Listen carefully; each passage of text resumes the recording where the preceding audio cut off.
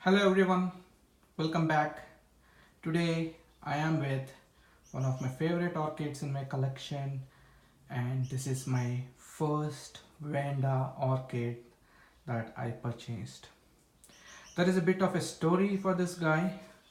I started taking orchids seriously back in December 2018, and I casually walked into Target store nearby and I picked up three Phalaenopsis orchids that are having multiple spikes, and the orchids bug did bite me, and I started exploring a lot, and then I came across the Vanda orchids.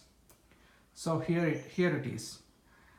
The moment I started looking at a Vanda orchid online, it really attracted me a lot because I really like the way they are structured, the enormous roots they produce, and the stunning and mind-blowing flowers they give us. And I started checking online on the prices, and I surprised most of the Vanda orchids are costly, or they cost like at least $50 or $40. They're costly.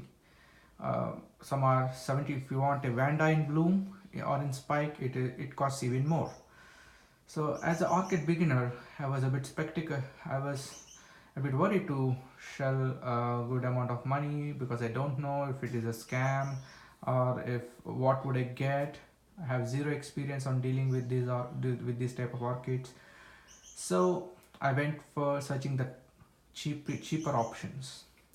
The more I searched, the more number of seedlings I came across in eBay, and finally I came across one selling listing online which says they have a mature and big sized Vanda orchid, a mature and a previously bloomed Vanda orchid for $30. And the catch here is they don't know what is the name of the orchid. They don't know, it's unbranded, or it's kind of, it has no ID on it. You don't know what is the name of this orchid. You just know it's a Vanda orchid. You don't know what is the color of the orchid, and you don't know if it is fragrant or not. You don't know what is the name of the orchid, if it is a species or if it is a hybrid. It's a black box. Okay, I thought, okay, well, it's worth to have a surprise growing in your home. And I went ahead and purchased it in January 2019. It was very chilling here in Dallas, and this guy came to me on a very chilling day with some damage to the leaves as well. When he came to me, it was not this size. Obviously, there is some. It is a lot bigger on the bottom. What happened is, it came to me in a winter season, in damp, chilling hours, and the orchid was very cold.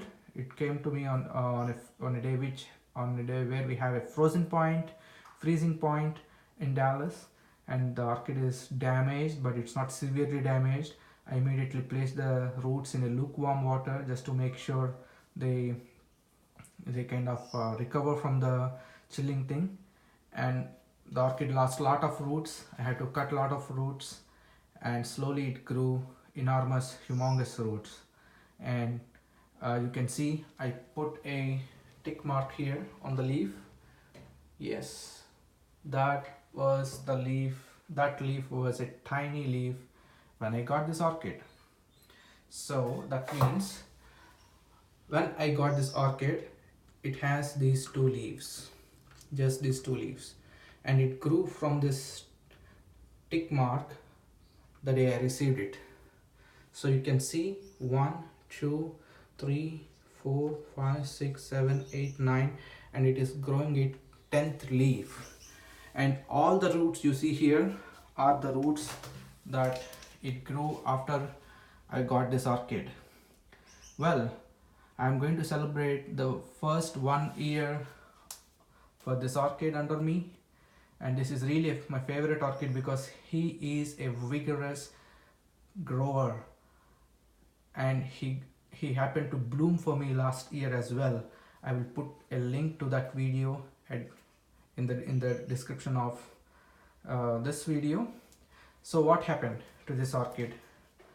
I treated him very cautiously and very well, and he sits on my east side windowsill. He gets very good amount of light, and you can see the amount of growth. You can see there are almost 10 leaves on this orchid, and you can see the quality of the leaves as well.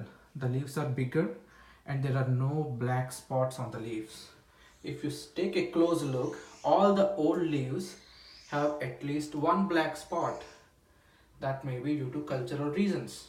I don't know, it could be a fungus or it could be some damage. I don't know what is the reason for these black spots. But if you look at the leaves that grew under me, they are lighter in color, which means they're getting good amount of light, and they're longer, and there are good number of leaves as well. There are almost 10 leaves in a span of 1 year. If I recollect, this orchid bloomed me in June 2019, and it took couple of months, more than a couple of months for this orchid to get into bloom, and I think the bloom stayed for a month or so, and during that period this orchid did not grow any leaf, any vegetative growth. It spent all its energy in blooming, in giving me flowers. So if I remove those 2.5 months, I am left with almost 10 months this under me. So you can see there are 10 leaves, which means this orchid grew one leaf every month. That it's that vigorous, and it's that husky of a Vanda orchid, to be honest. I made a mistake for this orchid as well. As I told you, I took really good care until it bloomed, and maybe my confidence turned into overconfidence or whatsoever. The mistake I did was, back then I used to the way I used to water this orchid is, I have a 5 gallon plastic bucket, and I used to put this orchid in that bucket of water, and I added my fertilizers and whatever regular feeding I do it. I would put a separate video on how I feed my orchids, and I used to have fresh water every day. So I used to soak this orchid in water 3 or 4 times a day, just randomly. There is no specific time interval between soaks, but this orchid would get 3 to 4 soaks a day. And what happened is, between October to December, I kind of ignored to change the water daily. Maybe I changed it every week, or maybe I changed it every 4 days, but I didn't change it every day. So how it affected is, all the old root, it used to have a growth until here, and there used to be huge amount of roots in the bottom, and he used to look like a monster. I have to and I think there is some root rot on this plant, and I have to cut him until that part, and I have to remove a lot of roots. You can see here I removed a good amount of roots from here. So that's how he remained after that, and he's starting a lot of new roots. You can see there are a bunch of green root tips for this orchid, and I'm sure he will grow a lot of roots, and there are a lot of roots even on the top as well. You can see, we can see 3 roots there, 1 root there, another root in the center, and another root here. So it's a lesson for me. I would not repeat that mistake again. I am from last couple of months I am more cautious about cleaning my bucket daily and adding fresh water, for giving fresh water for this orchid. And you can see how it reflected in the amount of root growth, and you can even see that leaf has grown a bit longer. That's how this orchid is responding. And well, he is my favorite orchid.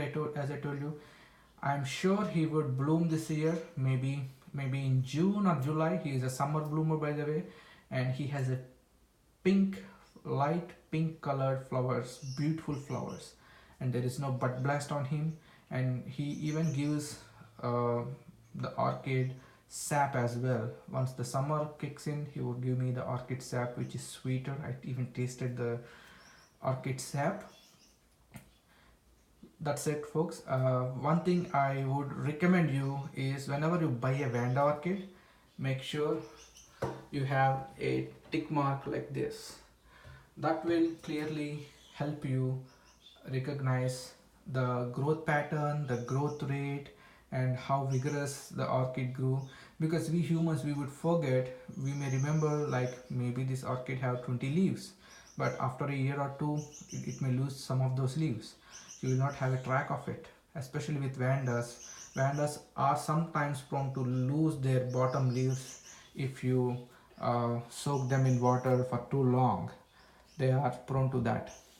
So make sure you apply a some mark with a permanent marker, like that, so it would help you. Just imagine how it would look next year with maybe 10 more leaves, and you can see how that tick mark would proudly display the age of this orchid under me.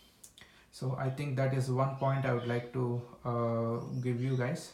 Rest of the things are pretty common, like most of you guys do. How you do, like the culture of the Vanda orchid. I'm not doing anything different to what you see in websites, but this is the only new addition, the tick mark, that I can tell you it worked me really well in remembering what is the first leaf it grew under me.